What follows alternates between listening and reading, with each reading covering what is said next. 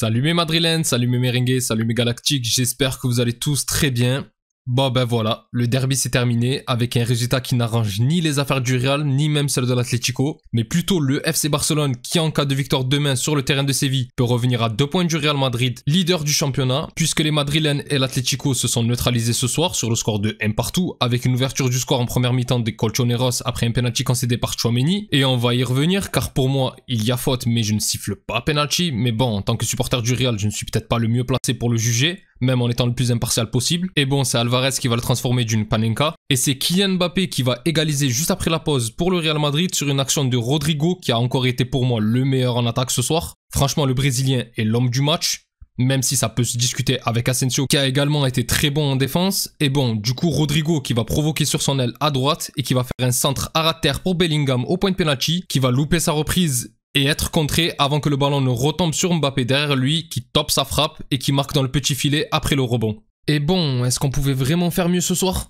Au vu de la seconde mi-temps, j'ai envie de dire que oui, mais au vu du match dans son ensemble, je trouve quand même qu'on s'en sort pas trop mal avec ce nul. Déjà pour être honnête avec vous, et bon, tous ceux qui ont vu mon avant-match doivent le savoir, je ne voulais juste pas perdre ce match. Alors évidemment que j'aurais voulu gagner, on était à domicile face à un concurrent direct. Mais bon, au vu de tes difficultés actuelles, surtout face à l'Atlético, de tes joueurs manquants en défense et de la dynamique de l'équipe d'en face, ça reste tout de même un point très important de prix, qui malgré tout te laisse toujours en tête du championnat et maître de ton destin peu importe le résultat du Barça demain. Après oui, bien sûr qu'une fois le match lancé, bien évidemment que j'aurais préféré qu'on les tue, déjà parce que ça commence à faire un petit moment qu'on les a pas battus. L'année dernière, c'était une défaite et un nul, et là, cette année, ils nous ont tenus en échec aussi sur les 2 confrontations, donc bon, mine de rien, voilà. En plus, comme j'ai dit, on était à domicile, il y avait une belle ambiance en avant-match avec l'hommage fait à Marcelo, qui est, qu'on le veuille ou non, une légende de ce club, en tout cas pour moi. J'ai connu Roberto Carlos quand j'ai commencé à découvrir le football, et Marcelo dans un autre style un peu moins puissant, mais plus technique, tout aussi impressionnant, et c'est dur de se dire qu'après être passé par ces types de latéraux à gauche, on se retrouve à l'heure actuelle avec des Ferland Mendy et des Fran Garcia, même si en vrai, ce soir, Fran Garcia a fait un assez bon match, mais bon, ça fait quand même mal. Il y a eu aussi Mbappé qui a eu son trophée du joueur du mois de janvier, bon pour le coup amplement mérité. Il a tout cassé le mois dernier, même si depuis le début février il est moins en réussite. Après il reste toujours autant en mouvement. Et bon ce soir, même s'il a pas fait son meilleur match, il a quand même essayé de proposer des choses et il est buteur, donc voilà. Après c'est vrai que j'ai envie de m'attarder un petit peu sur Marcelo, parce qu'on oublie je pense le niveau qu'avait atteint Marcelo au Real Madrid, surtout durant la période du premier passage de Zidane et des 3 Ligues des Champions où c'était un poison pour les défenses et où c'était à ce moment-là l'un des meilleurs latéraux gauche du monde et sans nul doute le meilleur contre-attaquant à ce poste. Moi, il arrivait à me choquer, il faisait presque plus peur que Cristiano quand il partait en provocation. Et là, ça m'a fait quelque chose de le voir prendre sa retraite. Bon, il avait tout de même 36 ans, c'est normal. Mais bon, en tout cas, on ne peut que le remercier pour ce qu'il a apporté et lui souhaiter bonne chance pour la suite. Et là, en plus, avec le maillot dédicacé par tout le monde, encadré, c'est Modric lui amène une autre légende du club. Franchement, c'était beau et il fallait pas le gâcher en perdant ce soir. D'ailleurs, en parlant de Modric, le Croate a envie de rempiler pour une année supplémentaire et franchement, quand on le voit jouer dans certains matchs, il peut rester encore un an, moi ça me dérange pas. Bon, il jouera peut-être encore moins que cette année où il joue quand même pas mal, je pensais pas le voir autant, mais où il est à chaque fois en maîtrise. Après, quand c'est des matchs en coupe ou des matchs face à des petites équipes de Liga où il y a des absents ou quoi, pour moi, avec sa qualité technique à 40 ans, il fait et il fera toujours pas tâche et on sent pas qu'il est en manque d'énergie le papy. Maintenant, pour en revenir au match en soi, je ne vais pas vous mentir, j'avais très peur de la défense ce soir. Moi, quand tu m'alignes Tchouaméni et Vasquez en défense, j'ai mon cœur qui fait du beatbox tellement je suis pas serein. En plus, dès le début du match, il y a Vasquez qui fait une glissade qui a failli coûter cher. Il y a Lino qui récupère le ballon et heureusement qu'il joue mal le coup en donnant un ballon trop fort à Griezmann. Mais sinon, tu aurais pu te mettre en galère en prenant un but au bout de même pas 5 minutes de jeu.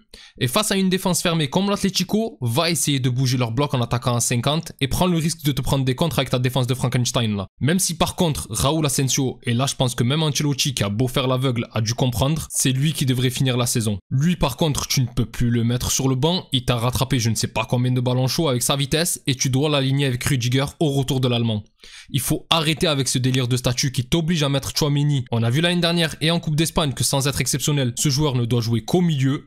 Et s'il a perdu sa place vis-à-vis de Ceballos, ben tu dois faire avec. Tu ne dois pas sacrifier ton équipe vis-à-vis des statuts. On est le Real Madrid, on ne doit pas être dans ce délire-là, qu'importe le prix d'un Tchouaméni. Après, c'est vrai, le français n'a pas été horrible ce soir, je m'attendais à bien pire de sa part. Mais bon, l'Atlético n'a pas passé son temps à attaquer, ça aussi, ça y joue. Et il reste bien sûr sans action sur le penalty qui fait encore une fois très mal. Maintenant, comme j'ai dit en introduction, pour moi, tu ne le siffles pas. Déjà, première chose, ce n'est pas une erreur manifeste de l'arbitrage. Le ballon passe entre les deux joueurs. Les deux joueurs essayent de jouer le ballon. Maintenant, oui, tout comme le penalty, je crois, de Camavinga face au Barça, Tchouaméni fait l'erreur d'intervenir avec la peur, sans y aller à fond, et il se retourne en terminant son geste sur la cheville de Lino, ça c'est vrai, mais qu'on vienne pas me dire que Lino aurait pu faire quelque chose sur l'action. Déjà première chose, oui il y a faute, mais tu ne siffles pas penalty pour ça. Tu peux revenir dessus, tu peux lui donner un carton même s'il faut, mais c'est trop léger. Déjà il appuie pas son pied à fond sur la cheville de Lino, je lui dis pas qu'il doit le faire, je dis pas qu'il doit lui casser la jambe, attention loin de là, mais on voit bien qu'il fait pas exprès, qu'il y va pas à fond, et que c'est trop léger pour être sifflé, c'est tout.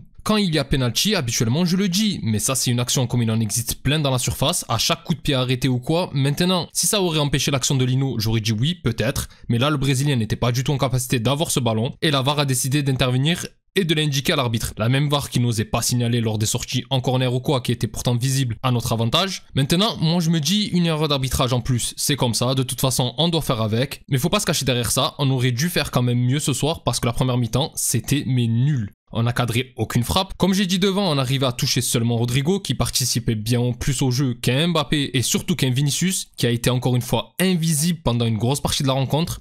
Et le seul moment où il a eu le ballon en première mi-temps et un ballon intéressant, c'était sur une récupération haute de Valverde où il a préféré faire l'égoïste et y aller seul au lieu de décaler Mbappé qui était à sa droite. Et je vais me répéter, mais Vinicius cette année dans son état d'esprit, ça ne va pas du tout. Alors je peux comprendre que l'histoire du ballon d'or pour un joueur aussi sensible que lui, ça doit laisser des traces. Et l'arrivée d'un Mbappé qui devient la tête de gondole et qui le relègue au second plan, ça doit fortement l'impacter aussi. Parce que je pense qu'il le sait que c'était peut-être pour lui sa seule année pour réellement soulever ce trophée et que désormais il va devenir le second du français entre guillemets. Parce que s'il avait continué sur sa lancée de la saison dernière, Mbappé ou pas, Bellingham ou pas, il aurait clairement pu être de nouveau prétendant au ballon d'or. Et là en ce moment il est beaucoup trop nerveux et ça lui fait faire pas mal de mauvais choix. En plus en première mi-temps je ne sais pas si c'était une consigne mais il avait fait le choix de totalement déserter son côté gauche et de se repositionner dans l'axe. Et au final c'était Rodrigo qui jouait un petit peu des deux côtés et qui venait combler le vide. Rodrigo qui lui par contre est peut-être le meilleur devant et est celui qui sort du lot dans le match. Ce n'est pas Vinicius malgré son talent ni Mbappé malgré ses buts, mais c'est bien Rodrigo qui est le joueur le plus collectif du lot qui brille actuellement. Il est à l'amorce de quasiment toutes les actions intéressantes, il joue le rôle d'un meneur de jeu excentré, c'est lui qui donne le ballon à Bellingham sur le but et qui provoque sur son côté, c'est lui qui déclenche la première frappe du match et c'est parmi les trois de devant celui qui redescend le plus défendre. Après j'ai aussi beaucoup aimé le match de Bellingham, un peu plus travailleur de l'ombre que d'habitude et qui aurait peut-être pu être même le héros du match avec sa tête qui frappe la transversale juste après l'égalisation de Mbappé et qui ce soir s'est encore une fois dépouillé sur le terrain. Bon on se rappellera au final plus de son insulte qu'il a crié à l'arbitre que d'une action décisive de sa part. Mais voilà, en tout cas, dès les premières minutes de jeu, l'anglais était dedans, avec parfois des tacles de tueurs en série très appuyés, mais au final toujours intéressant. Après il reste qui? Il reste Ceballos, que j'ai bien aimé, Valverde qui a terminé son match côté droit et qui lui aussi s'est souvent dépouillé pour venir combler les montées de Vasquez, même si malheureusement un petit peu invisible quand on avait le ballon. Et bon, comme j'ai dit, quand je parlais de Marcelo, le match de Fran Garcia, qui petit à petit a pris le dessus sur Mendy. Et là ce soir, bon, c'était pas parfait défensivement, mais il a quand même fait un meilleur match à ce niveau-là que d'habitude. Et même de manière générale, le côté Asensio-Garcia a été le côté le plus attaqué et pourtant le plus solide. Après, je pourrais aussi parler de Vinicius en deuxième mi-temps qui a été un petit peu meilleur et qui, tout comme face à Leganés, nous a offert une vingtaine de minutes de folie. C'est lui qui centre pour la tête de Bellingham, qui tape la transversale et qui arrive quand il veut bien à faire du mal sur son côté. Mais malheureusement, 20 minutes c'est trop peu sur 1h30 et ça m'énerve parce qu'on sait qu'avec un meilleur Vinicius, on peut le gagner ce match. Bon après je dis ça, mais en face ils ont l'un des gardiens les plus sous-cotés je trouve, parce qu'on parle souvent des Courtois, de Neuer, d'Alisson, etc.